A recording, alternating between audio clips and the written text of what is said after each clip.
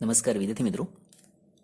આયનીય અથવા વિદ્યુત સંયોજક બંધ જે છે એની રચના અને એની અંદર જે અગત્યની ઘટનાઓ જેમ કે આયનીકરણ એન્થાલ્પી અને ઇલેક્ટ્રોન પ્રાપ્તિ એન્થાલ્પી એને આધારે છેલ્લે આપણે સ્ફટિક લેટિસ એન્થાલ્પીનું મૂલ્ય જેટલું વધારે હોય તેટલો તમારો આયનિક સંયોજન છે એ વધુ સ્થિરતાવાળો મળે ત્યાં સુધી આપણે જોયું હતું.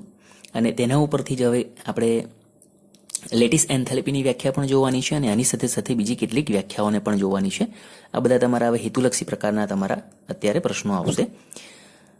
તો લેટિસ એન્થાલ્પીની વ્યાખ્યા, જેને આપણે સરળ ભાષામાં એવું કહી શકીએ કે વાયુરૂપ એક મોલ આયનિક સંયોજનમાંથી તેના વાયુરૂપ ઘટકોને આયનમાં રૂપાંતર કરવા માટે, એટલે કે એમાંથી છૂટા પાડવા માટે, દૂર કરવા માટે જે ઉર્જાની જરૂર પડે તેને આપણે લેટિસ એન્થાલ્પી તરીકે ઓળખીએ. અહીંયા તમને જે વ્યાખ્યા આપી છે એ જોઈ લો. એક મોલ ઘન સંયોજનોને, એટલે એક મોલ આ તમારો એનો જથ્થો થઈ ગયો કે ભાઈ એક મોલની જ વાત ચાલે છે, અને ઘન સંયોજનો એટલે આયનિક સંયોજનો છે. પાછા એક મોલ ઘન આયનિક સંયોજનો લખો અથવા સંયોજનોને લખો, સંપૂર્ણપણે તેના વાયુમય ઘટકીય આયનોમાં, ઘટકીય એટલે કે એની અંદર જે રહેલા હશે તે, દાખલા તરીકે NaCl ની વાત કરીએ તો NaClમાં વાયુ સ્વરૂપમાં Na+ અને Cl- માં એને ફેરવવા માટે, એટલે કે છૂટા પાડવા માટે જરૂરી ઉર્જાને આયનીય ઘનની લેટિસ એન્થાલ્પી કહે છે. તો આ રીતે તમે લખો કે ભાઈ એક મોલ ઘન સંયોજનોને સંપૂર્ણપણે તેના વાયુમય ઘટકીય આયનોમાં ફેરવવા માટે જરૂરી ઉર્જા તેને આયનીય ઘનની લેટિસ એન્થાલ્પી કહેવાય. અથવા તમે એને બદલે આ રીતે પણ લખી શકો, એક મોલ આયનિક સંયોજનમાં રહેલા તેના ઘટકીય આયનોને સંપૂર્ણપણે વાયુ સ્વરૂપમાં રૂપાંતર કરવા માટે, મુક્ત કરવા માટે, છૂટા પાડવા માટે જરૂરી ઉર્જાને આયનીય ઘનની લેટિસ એન્થાલ્પી કહે છે. અને એમાં તમને NaCl નું ઉદાહરણ આપ્યું છે. NaCl ની લેટિસ એન્થાલ્પી 788 કિલોજૂલ પ્રતિ મોલ છે. એટલે કાં તો તમને વ્યાખ્યા પૂછાય અથવા તો NaCl ની લેટિસ એન્થાલ્પીનું મૂલ્ય પૂછાય. તો આ તમારી એક લેટિસ એન્થાલ્પીની વ્યાખ્યા થઈ. બીજો તમારો બીજી વ્યાખ્યા છે બંધ લંબાઈ. હવે આ બધા જે છે હવે લગભગ તમને શબ્દો છે એ તમને ખ્યાલ છે અને એની તમને વ્યાખ્યા પણ લગભગ સરળતાથી આવડી શકે. બંધ લંબાઈ તો કોઈ પણ અણુની અંદર સામાન્ય રીતે બે પરમાણુઓ અને આ બે પરમાણુઓના કેન્દ્ર વચ્ચેનું જે અંતર આવે એ અંતરને આપણે બંધ લંબાઈ તરીકે ઓળખીએ છીએ. તો અહીં તમને એ રીતે જ વ્યાખ્યા આપી છે. અણુમાં જોડાયેલા બે પરમાણુઓના કેન્દ્રો વચ્ચેના સંતુલિત અંતરને બંધ લંબાઈ કહેવાય. તો એનો મતલબ છે કે ભાઈ બંધ લંબાઈમાં બે પરમાણુઓના કેન્દ્ર વચ્ચેનું તમારું અંતર આવવાનું. બીજો શબ્દ છે બંધકોણ. બંધકોણની વ્યાખ્યા તો સામાન્ય રીતે અણુ કે આયનમાં મધ્યસ્થ પરમાણુની આસપાસ બંધન ઇલેક્ટ્રોન ધરાવતી કક્ષકો વચ્ચે રચાતા ખૂણાને બંધકોણ કહેવાય. જેને આપણે સામાન્ય રીતે એવું કહીએ કે કોઈ પણ અણુ જે છે એ અણુમાં બે પરમાણુઓ એકબીજા સાથે જોડાયેલા હોય તો એમાં કેન્દ્રીય પરમાણુથી તમારા જે બીજા બે પરમાણુઓ સાથેના બંધનો જે ખૂણો રચાય એ તમારા ખૂણાની વાત કરી. એટલે સામાન્ય રીતે આની અંદર તમે માત્ર બે જ પરમાણુની વાત કરો તો એકબીજાથી એ સ્વાભાવિક રીતે સમાંતર જ હોય એટલે 180 અંશનો ખૂણો ગણાય, જેને આપણે લગભગ બંધકોણ તરીકે ન ગણી શકીએ. પણ ત્રણ પરમાણુઓ જ્યારે સહસંયોગ બંધથી જોડાય તો કેન્દ્રીય પરમાણુથી તમારા બાકીના બે પરમાણુઓના જે બંધ રચાય એ બંધ વચ્ચેનો તમારો ખૂણો એ બંધકોણ કહેવાય. તો એ આધારે તમને અહીંયા વ્યાખ્યા આપી છે. અણુ અથવા આયન, કારણ કે સ્વાભાવિક છે કે આપણે બહુપરમાણુય આયન પણ જોયો છે. CO3-2, NO2-1, NH4+, આવા બધા તમારા છે બહુપરમાણુય આયન છે. તો આવા આયનોની વાત કરી, એમાં મધ્યસ્થ પરમાણુ તમારો જે છે તેની આસપાસ બંધન ઇલેક્ટ્રોન ધરાવતી કક્ષકો કે જે બંધમાં ભાગ લીધેલી તમારી કક્ષકો છે, કારણ કે એ જ તમારી બીજા પરમાણુ સાથે જોડાયેલી હશે એટલે, તો એમની વચ્ચે રચાતો ખૂણો એને આપણે બંધકોણ તરીકે ઓળખીએ છીએ. ત્યાર પછી છે બંધ એન્થાલ્પી અથવા બંધન એન્થાલ્પી. તો બંધ એન્થાલ્પી એટલે અણુમાં રહેલા બે પરમાણુ વચ્ચેના સહસંયોજક બંધને તોડવા માટે જરૂરી ઉર્જા. ટૂંકમાં એને આ રીતે સમજાય એની વ્યાખ્યા જોઈ લો. વાયુમય અવસ્થામાં અણુમાં રહેલા બે પરમાણુ વચ્ચેના એક મોલ બંધને તોડવા જરૂરી ઉર્જાને બંધ એન્થાલ્પી કહે છે. હવે એને અહીંયા સમજી પણ લો, એટલે આના પરથી ઘણું બધું તમારે ક્લિયર થશે. દાખલા તરીકે H2 અણુની વાત કરીએ તો H2 માં બે હાઇડ્રોજન પરમાણુ વચ્ચે એક સહસંયોજક બંધ છે. તો એને તોડવા માટે જે એન્થાલ્પીનું મૂલ્ય, જે ઉર્જા છે એ 435.8 કિલોજૂલ પ્રતિ મોલમાં તમને દર્શાવી છે. બીજો O2 અણુ છે જેમાં બે ઓક્સિજન પરમાણુ વચ્ચે સહસંયોજક દ્વિબંધ છે. તો એને તોડવા માટેની ઉર્જા 498 કિલોજૂલ પ્રતિ મોલ આવી, જે એક બંધને તોડવા કરતાં બે બંધને તોડવા માટેની ઉર્જા વધી. N2 અણુના સંદર્ભમાં વાત કરીએ તો એમાં N ટ્રિપલ બોન્ડ N, બે પરમાણુ વચ્ચે સહસંયોજક દ્વિબંધ છે. તો આ ત્રણે ત્રણ બંધને, કારણ કે તમને શબ્દ જે આપ્યો છે એમાં તમારો આ એક મોલ અણુ ગણાય અને એની અંદર જે બે પરમાણુઓને છૂટા પાડવા માટે જે ઉર્જાની જરૂર પડે એક મોલ બંધને તોડવા માટે, એટલે આમાં ત્રણ બંધ છે તો ત્રણે ત્રણના તમારા સાથે તૂટવાના. કારણ કે બે વચ્ચેનો તો બંધ એક જ ગણ્યો આપણે, ભલે એમાં ટ્રિપલ બોન્ડ છે, ડબલ બોન્ડ છે, સિંગલ બોન્ડ છે. કારણ કે ઉર્જા તો તમારી બે પરમાણુ છૂટા પડશે તેના સંદર્ભમાં જ છે. તો એની છે 946 કિલો જૂલ પ્રતિ મોલ. એટલે ખરેખર તમારો જે છે આ મોલના સંદર્ભમાં, અણુ જે છે એ મોલના સંદર્ભમાં જાય અને એની અંદરનો બંધ તોડવાના સંદર્ભમાં આવે. પણ કેટલાક એવા પણ પરમાણુ હશે કે અણુ હશે કે જેની અંદર એક કરતાં વધુ જુદા જુદા પરમાણુઓ સાથે બંધ હશે ને તે સમયે એ બંધ તોડવા માટેની ઉર્જા છે એ આધારે આ શબ્દ વાપર્યો. દાખલા તરીકે CH4 લખીએ તો CH4માં કાર્બન સાથે 4 હાઇડ્રોજન જોડાયા, તો એ ચાર હાઇડ્રોજન CH બંધને તોડવા માટેની જે ઉર્જા હોય એને મોલમાં રૂપાંતરિત કરીને પછી તમને મૂલ્ય આપવામાં આવતું હોય. અને આવા મૂલ્યો તમારી બુકની અંદર ટેબલમાં આપેલા છે. આ બધા મૂલ્યો તમારે ગોખવાના નથી, પણ તમને એટલો ખ્યાલ આવવો જોઈએ કે ભાઈ H2, O2 અને N2 માં કોની બંધ એન્થાલ્પી વધારે હોય તો તમને સમજ પડે કે જેની અંદર બંધ ક્રમાંક વધી જાય એની બંધ એન્થાલ્પીનું મૂલ્ય પણ વધી જાય. તો એ આધારે તમારે ખ્યાલ રાખવાનો છે. તો આ વાત થઈ બંધન અથવા બંધ એન્થાલ્પીની. ત્યાર પછી આપ્યો છે બંધ ક્રમાંકની વાત. બંધ ક્રમાંક તો સ્વાભાવિક છે કે અણુમાં બે પરમાણુ વચ્ચે રહેલા બંધની સંખ્યા છે. અણુમાં સહસંયોજક બંધથી જોડાયેલા બે પરમાણુઓ વચ્ચેના બંધની સંખ્યાને બંધ ક્રમાંક કહેવાય. તો સ્વાભાવિક રીતે તમને આમાંથી બંધ લંબાઈ, બંધ એન્થાલ્પી અને બંધ ક્રમાંક આ ત્રણ શબ્દો છે એ તમને લગભગ ખ્યાલ આવે એવા છે, તમે સમજી શકો. વ્યાખ્યા પૂછાય તો આ લખો અથવા તમારી સરળ ભાષામાં લખશો તો પણ ચાલે એવું છે. હવે આપણે આ પણ હેતુલક્ષી પ્રકારના પ્રશ્નોમાં આવે ને તમને ખ્યાલ હોવો જોઈએ. આંકડા કોઈ પણ ગોખવાના નથી. હા, અમુક એવા છે, દાખલા તરીકે NaClની બંધન લેટિસ એન્થાલ્પી પૂછી તો એ તમને ખ્યાલ આવે, યાદ રહી જાય. બધા જ તમે ગોખવા જશો અથવા યાદ રાખવા જશો તો એ તકલીફ પડશે. પણ એની જગ્યાએ પ્રશ્નો કીધે પૂછાય છે તો આપણે એને સમજવાનું. તો હવે સંબંધ આપ્યા છે તમને. આપણે જે આ વ્યાખ્યાઓ જોઈ એની અંદર બંધ લંબાઈ, બંધ એન્થાલ્પી અને બંધ ક્રમાંક વચ્ચેના તમારા સંબંધો છે અને એ આધારે તમને હેતુલક્ષી પ્રકારનો પ્રશ્ન પણ આવી શકે. તો પહેલા બંધ લંબાઈ અને બંધન એન્થાલ્પી વચ્ચેનો સંબંધ જોઈએ તો બંધ લંબાઈ અને બંધ એન્થાલ્પી વચ્ચેનો સંબંધ વ્યસ્ત પ્રમાણમાં છે. એટલે એનો મતલબ છે કે આ મૂલ્ય તમારું વધારે હોય તો આ મૂલ્ય તમારું ઓછું હોય. અને એ મેં વાક્યરચનામાં પણ તમને આપી દીધું. બંધ લંબાઈ વધે તો બંધ એન્થાલ્પી ઘટે. એટલે એનો મતલબ એવો થાય કે દાખલા તરીકે આ તમારો H2 અણુ છે એના કરતાં O2 અણુ તમારો છે એનું અંતર તમારું ઘટવાનું. કારણ કે એક બંધ કરતાં બીજો બંધ રચાય એટલે સ્વાભાવિક છે આકર્ષણ વધે, અને આકર્ષણ વધે એટલે તમારી બંધ લંબાઈ ઘટે, અને બંધ લંબાઈ ઘટી તો બંધન એન્થાલ્પી વધી. આમાં પરથી સમજી શકાય. તો બંધ લંબાઈ અને બંધ એન્થાલ્પી વચ્ચેનો સંબંધ વ્યસ્ત છે. બંધ લંબાઈ વધે તો બંધ એન્થાલ્પી ઘટે. એનાથી ઉલટું લખીએ, બંધ લંબાઈ ઘટે તો બંધ એન્થાલ્પી વધે.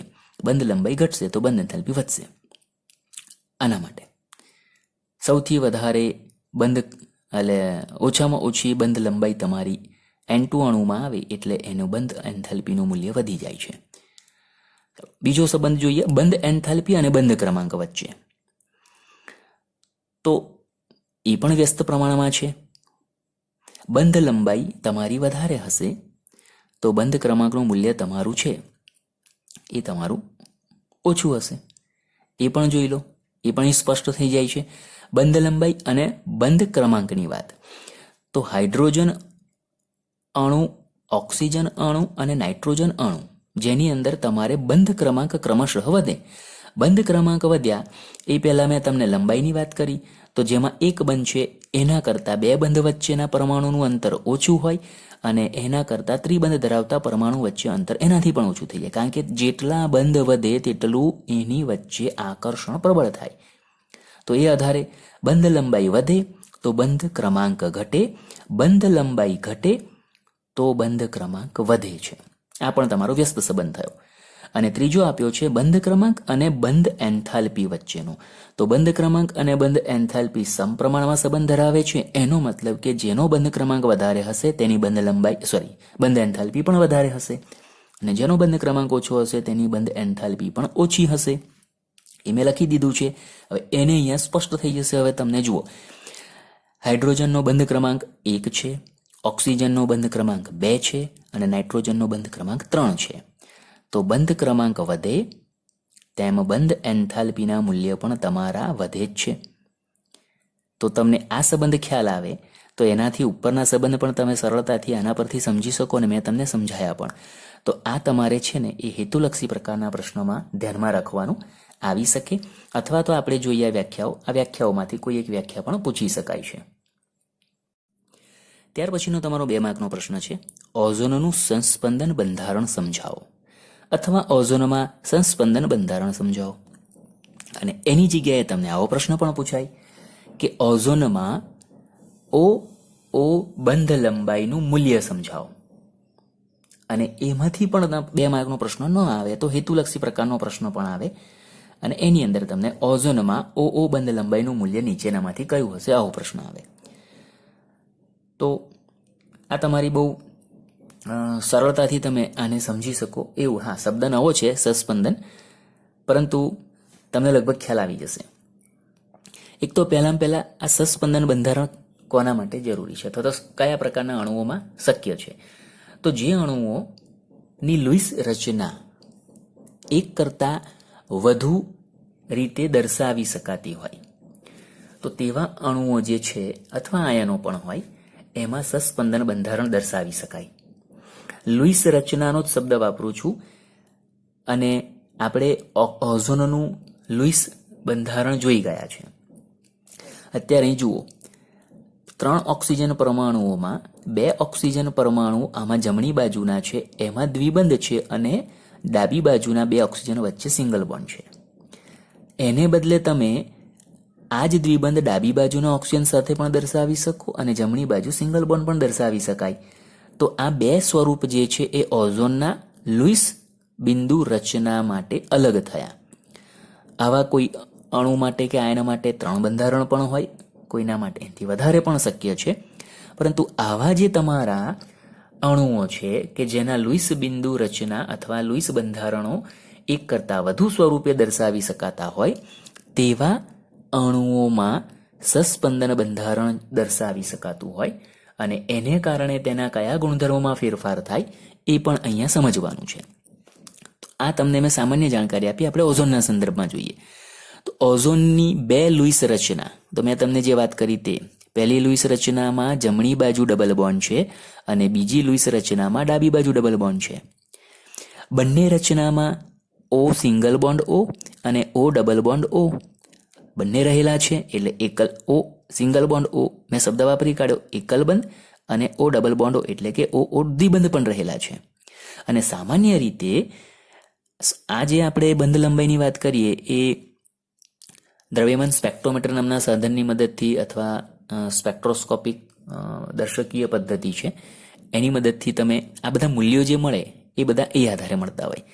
કેવી રીતે મળે છે આપણે બતાવવાની જરૂર નથી, પણ એ પ્રમાણે ઓક્સિજન વચ્ચે એક બંધ હોય તો એની બંધ લંબાઈ તમારી છે એ 148 પિકોમીટર મળેલી છે. અને જો ઓક્સિજન વચ્ચે ડબલ બોન્ડ હોય તો એની બંધ લંબાઈ સામાન્ય રીતે 121 પિકોમીટર મળેલી છે. આ પ્રાયોગિક રીતે મળેલી જ વાત કરીએ છીએ, પરંતુ ઓઝોનના અણુના સંદર્ભમાં નથી. જે સંયોજનોમાં ઓક્સિજન સિંગલ બોન્ડ ધરાવતો હોય એની બંધ લંબાઈ 148 પિકોમીટર અને ડબલ બોન્ડ હોય એમાં 121 પિકોમીટર બંધ લંબાઈ થાય. તો હવે ઓઝોનમાં તો ડબલ બોન્ડ પણ છે અને સિંગલ બોન્ડ પણ છે, તો એનો મતલબ તમને બંધ લંબાઈ ઓઝોનની અંદર ઓક્સિજન વચ્ચે મેળવવા જાઓ તો એ તમને 148 પિકોમીટર પણ મળવી જોઈએ અને 121 પિકોમીટર પણ મળવી જોઈએ.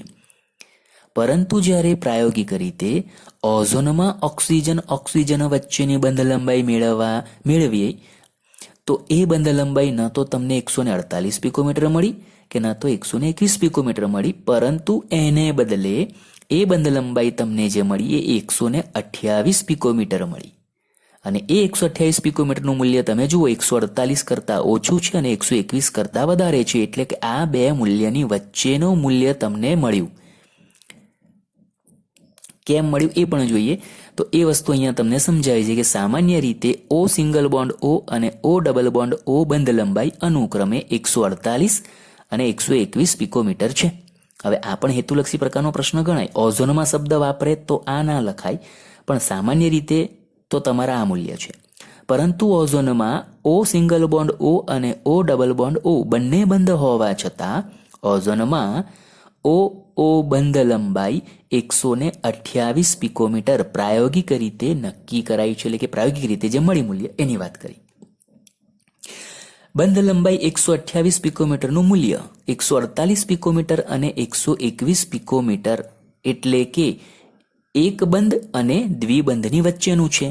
સિંગલ બોન્ડ 148, ડબલ બોન્ડ 121, તો આ બે મૂલ્યની વચ્ચે તમારું મૂલ્ય આવ્યું. મેં તમને સમજાવી દીધું.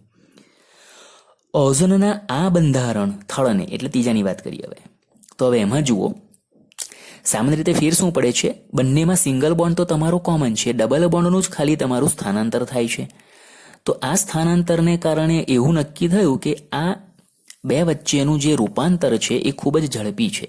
આ બધું તમારે આપણે જ્યારે પાર્ટ 2 ભણીશું એમાં ઓર્ગેનિકમાં બેન્ઝીનના સસ્પંદન બંધારણોને સમજીશું, ત્યાં તમને વધારે સ્પષ્ટ થશે. ત્યાં આપેલું જ છે સમજાયેલું, અહીંયા એટલું બધું નથી વ્યવસ્થિત આપ્યું, એ વસ્તુ ડીપમાં છે ત્યાં. પણ હું તમને સમજાવી દીધું છે કે ભાઈ ધારો કે આ ડબલ બોન્ડ છે એ સિંગલ બોન્ડમાં ફેરવાય છે, ત્યારે ડબલ બોન્ડ ડાબી બાજુ જતો રહેશે, પરંતુ એ ત્યાં સ્થાયી અવસ્થામાં નથી. ફરી પાછા ડબલ બોન્ડ, આ આપણે સસ્પંદનના સંદર્ભમાં વાત કરીએ છીએ કે આ પ્રમાણે શક્યતાઓ છે.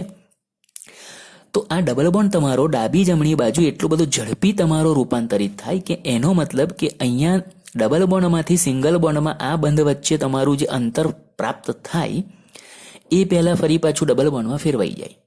અને એને કારણે ન તો એ પૂરેપૂરો તમારો આ O બંધ આ ગણો કે આ ગણો, ન તો પૂરેપૂરો સિંગલ બોન્ડમાં રહે છે કે ન તો પૂરેપૂરો ડબલ બોન્ડમાં રહે છે. એટલા માટે અહીં તમને ડબલ બોન્ડ છે એ બંને બાજુએ તૂટક રેખા વડે દર્શાવ્યું. અને એટલા માટે જ કે અહીંયા સિંગલ બોન્ડ સાથે ડબલ બોન્ડનું પણ તમારું આંશિક જે આમાં છે એટલું પ્રબળ નથી, પરંતુ છે. એટલા માટે તમારો બંધ તમારો થોડો આની સરખામણીમાં થોડોક ફેલાયેલો, પરંતુ આની સરખામણીમાં વધારે ટૂંકો હશે, એટલે એ મૂલ્ય તમારું આ બેની વચ્ચે 128 પિકોમીટર મળ્યું. આ એનું પ્રાયોગિક ધોરણે મળેલું બંધારણ અને મૂલ્ય ગણીએ કે જે આ બેની વચ્ચેનું છે. સંસ્પંદન ઘટનાને અહીંયા બંને બાજુના તીરની નિશાની વડે તમે દર્શાવો છો. આ બુકમાં આપેલું પણ છે. અને આપણે જે વાત કરીએ છીએ આ ત્રીજા નંબરનું બંધારણ એ આ બે બંધારણોની વચ્ચેની અવસ્થાનું બંધારણ કહેવાય, અને એ તમારું સસ્પંદન બંધારણ અથવા સસ્પંદન સંકર તરીકે પણ એને ઓળખી શકાય છે. તો 2 માર્કમાં અગત્યનું તમારે આ જે મુદ્દા છે તમારા એ છે, જેમાં આ આંકડા તમારે યાદ રાખવા પડશે. O સિંગલ બોન્ડ ઓની બંધ લંબાઈ 148 પિકોમીટર, O ડબલ બોન્ડ ઓની બંધ લંબાઈ 121 પિકોમીટર. જ્યારે ઓઝોનમાં પૂછવામાં આવે તો એ તમારી 128 પિકોમીટર બંધ લંબાઈ છે. આટલું તો આની અંદર તમારું આવવું જ જોઈએ. અને એ તમારું જે મૂલ્ય એ બે મૂલ્યોની વચ્ચેનું છે. આ વાક્યરચનામાં એ સ્પષ્ટપણે મેં લખેલું છે. તો આ 2 માર્કની તમારી થિયરી ઓઝોનમાં સસ્પંદન બંધારણ સમજાવો આ રીતે તમારે સમજાવવાની રહેશે. ત્યાર પછી તમારો 2 માર્કનો બીજો એક પ્રશ્ન, સસ્પંદન રચના દર્શાવતી વખતે કઈ બાબતોને ધ્યાનમાં લેવામાં આવે છે? એટલે કોઈ પણ અણુનું તમે સસ્પંદન બંધારણ રજૂ કરો ત્યારે એમાં કઈ બાબતોને ધ્યાનમાં લેવામાં આવે છે? આ પ્રશ્ન તમારો આવી શકે, 2 માર્કનો છે, કદાચ પૂછાય. તો મેં તમને જે વાત કરી શરૂઆતમાં ઓઝોનના સસ્પંદન બંધારણ વખતે, તે અહીં તમને શરૂઆત આપી કે જ્યારે અણુની એક જ લુઈસ રચના અણુને ચોકસાઈથી વર્ણવી શકે નહીં ત્યારે તે અણુનું સસ્પંદન સ્વરૂપ દર્શાવવામાં આવે છે. જેમ કે આપણે ઓઝોનની વાત કરી કે ભાઈ ઓઝોનમાં બંને તમારા 2 સ્વરૂપ છે, અને બંને સ્વરૂપોમાંથી એનું એકેય સ્વરૂપ તેમાં ઓક્સિજનની બંધ લંબાઈ 128 છે એ સમજાવી શકતું નથી. એમાં તો તમને 148 ને 121 જ મળવાના. તો તેવા સમય એ બેની વચ્ચેનું સ્વરૂપ જે આપણે રજૂ કર્યું આ સસ્પંદન સ્વરૂપ કહેવાય. તો એ તમને સમજાવે છે કે ભાઈ એની બંધ લંબાઈ 128 કેવી રીતે ગણાય. તો એ વસ્તુ તમને સમજાવી. એટલે કે પહેલા તો આપણે કયા અણુનું સસ્પંદન સ્વરૂપ દર્શાવી શકીએ એ વસ્તુ પહેલી આવી. તો એ પણ તમારું ધ્યાનમાં રાખવાની બાબતમાં એ પહેલો મુદ્દો ગણી જ લેવાનો કે જ્યારે અણુની એક જ લુઈસ રચના અણુને ચોકસાઈથી વર્ણવી શકે ને ચોકસાઈથી વર્ણવી શકે એટલે કે એના બધા જે ગુણધર્મો છે એ ગુણધર્મોને સમજાવી શકતું ન હોય ત્યારે તે અણુનું સસ્પંદન સ્વરૂપ દર્શાવવામાં આવે. હવે તેમાં શું ધ્યાનમાં રાખવામાં આવે તો કે તેની અંદર સમાન ઉર્જા, કેન્દ્રના સ્થાન અને બંધકારક અને અબંધકારક ઇલેક્ટ્રોન યુગ્મો દર્શાવતા ઘણા પ્રમાણિત સ્વરૂપોને ધ્યાનમાં લેવાય છે. એટલે એનું જે સ્વરૂપ દર્શાવીશું તો એની અંદર જે પણ તમે એને અહીંયા શબ્દ વિહિત સ્વરૂપો શબ્દ પાછળ તમારે આવશે. એટલે જે જુદા જુદા આપણે આ બે બતાવ્યા તો એ બે એના વિહિત સ્વરૂપ થયા અને એમાંથી આ વચ્ચેની અવસ્થાનું થયું. તો તમે જેટલા પણ સ્વરૂપો દર્શાવો છો એ તમારા એની ઉર્જા સમાન હોવી જોઈએ. એની અંદર તમારું જે કેન્દ્રીય પરમાણુ છે એનાથી બીજા પરમાણુ વચ્ચેનું અંતર પણ તમારું સમાન હોવું જોઈએ. એટલે કેન્દ્રના સ્થાન પણ તમારા સરખા થાય. એની આજુબાજુ તમે જે ઇલેક્ટ્રોન યુગ્મ બંધકારક હોય કે અબંધકારક હોય એની જે સંખ્યા દર્શાવશો એમાં પણ ફેરફાર ન થવો જોઈએ. હા, તમારી દિશા બદલે ડાબીને બદલે જમણી બાજુ ગયા, ઉપર ને નીચે આ પણ તમારે આવી શકે, પણ એ સંખ્યામાં ફેરફાર ન થવો જોઈએ. એવા તમારા બધા પ્રમાણિત સ્વરૂપ એટલે જેની અંદર સમાન ઉર્જા રહેલી છે, કેન્દ્રના સ્થાન હોય સમાન અને બંધકારક અબંધકારક ઇલેક્ટ્રોન યુગ્મની સંખ્યાઓ પણ સમાન હોય એ બધા તેના પ્રમાણિત સ્વરૂપો થયા. તો એને ધ્યાનમાં લઈ અને સસ્પંદન સ્વરૂપ દર્શાવવામાં આવે. એટલે તમારો મુદ્દો અહીંયા આવી જાય. પણ બે મુદ્દાની અંદર તમારે આને કદાચ 2 માર્કનો પ્રશ્ન પૂછાય તો તમારે આને આ રીતે દર્શાવવાનું રહેશે. એ જ રીતે તમને CO3-2 જે આયન છે એના સસ્પંદન સ્વરૂપો સમજાવ્યા છે, એ દર્શાવ્યા છે. એની અંદર તમને મૂલ્યો નથી આપ્યા પણ તમને ખ્યાલ આવે એટલા માટે મેં મૂલ્યોનો પણ ઉપયોગ કર્યો છે. તો સામાન્ય રીતે આપણે આ બંધારણ એનું લુઈસ બંધારણ જોઈ ગયા છે કે ભાઈ તમારું મધ્યસ્થી કાર્બન પરમાણુ છે એની સાથે 3 ઓક્સિજન પરમાણુઓ જોડાયેલા છે અને 3 ઓક્સિજન પરમાણુમાંથી કાર્બનની સંયોજકતા 4 છે અને ઓક્સિજનની 2 છે. તો કોઈ એક ઓક્સિજન સાથે એણે 2 સંયોજકતા પૂરી કરી અને બાકીના 2 ઓક્સિજન સાથે એણે 1 પૂરી કરી અને 1 જે બાકી હતી એ ઓક્સિજને બીજા પરમાણુ સાથેથી ઇલેક્ટ્રોન મેળવેલો હોવાથી એણે અષ્ટકી રીતે પૂર્ણ કર્યું. તેથી એના પર માઇનસ વીજભાર બીજા 2 પર રહી એટલે એનો -2 આપણે દર્શાવેલો છે. તો આપણે ત્યાં પણ મેં તમને કહ્યું હતું અહીં પણ ફરી કે આ ડબલ બોન્ડ છે જરૂરી નથી કે ઉપરના કાર્બન અને ઓક્સિજન વચ્ચે જ શક્ય છે, અહીં પણ શક્ય છે અને અહીં પણ શક્ય છે. એટલે તમને 3 સ્વરૂપ બતાવ્યા. આ આધારે એના 3 સસ્પંદન સ્વરૂપ થયા. હવે આમાં પણ સામાન્ય રીતે કાર્બન અને ઓક્સિજન સિંગલ બોન્ડ ધરાવતો હોય તો તેમની બંધ લંબાઈનું મૂલ્ય 148 પિકોમીટર સામાન્ય રીતે મળેલું છે. CO બંધ લંબાઈ 148 પિકોમીટર હોય, C ડબલ બોન્ડ O બંધ લંબાઈ 121 પિકોમીટર હોય. તો તમારું જે આ CO3-2 આયન છે એની અંદર ડબલ બોન્ડ પણ છે અને સિંગલ બોન્ડ પણ છે. તો એના મૂલ્યો એનો મતલબ છે કે તમને 148 અને 121 પિકોમીટર મળવા જોઈએ. પરંતુ પ્રાયોગિક રીતે જ્યારે CO3-2 આયનમાં CO બંધ લંબાઈનું મૂલ્ય મેળવ્યું તો એ ન તો 148 કે ન તો 121 મળ્યું પરંતુ 136 પિકોમીટર મળ્યું જે આ બેની વચ્ચેનું છે. અને એનો મતલબ એવો થયો કે આ જે ડબલ બોન્ડ છે એ તમારું 3 ઓક્સિજન પર સ્થાનાંતરિત થાય, સતત ફર્યા કરે. એટલે એને કારણે 3 તમારા CO બંધ છે એ આંશિક ડબલ બોન્ડ ધરાવતા થયા. એટલે આપણે એને આ સ્વરૂપે આ 3ને આધારે દર્શાવેલું આ એનું સસ્પંદન સંકર કહેવાય જેને, અથવા સસ્પંદન સ્વરૂપ કહેવાય. એ આ રીતે દર્શાવી શકાય. ને એમાં તમે જુઓ 3 બંધ છે એ તમારા આંશિક દ્વિબંધવાળા છે અને એટલા માટે ન તો પૂરેપૂરા દ્વિબંધ છે એટલે 121, ન તો પૂરેપૂરા સિંગલ બોન્ડ છે એટલે કે 148, પણ એ બેની વચ્ચે 136 પિકોમીટર મૂલ્ય તમને પ્રાપ્ત થયું. આ તમારી બુકમાં નથી પણ તમારી જાણકારી માટે કદાચ તમને પૂછાય કે ભાઈ CO3-2 ના સસ્પંદન સ્વરૂપો દર્શાવો તો તમારે આ 3 દર્શાવવાના છે. જે બુકમાં આપ્યું છે એ જ પ્રમાણે, પણ આ તમારે વધારાનું ખ્યાલ આવે એટલા માટે.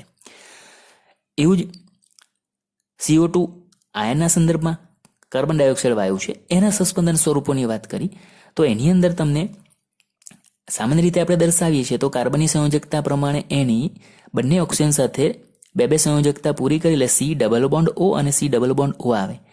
પરંતુ તેમ છતાં અહીંયા આ ડબલ બોન્ડ છે એમાં એક બંધ તમારો છે એ ડાબી અને જમણી બાજુ સતત સ્થાનાંતરિત થઈ એટલે કોઈ એક જગ્યાએ ટ્રિપલ બોન્ડ રચાઈ જાય છે.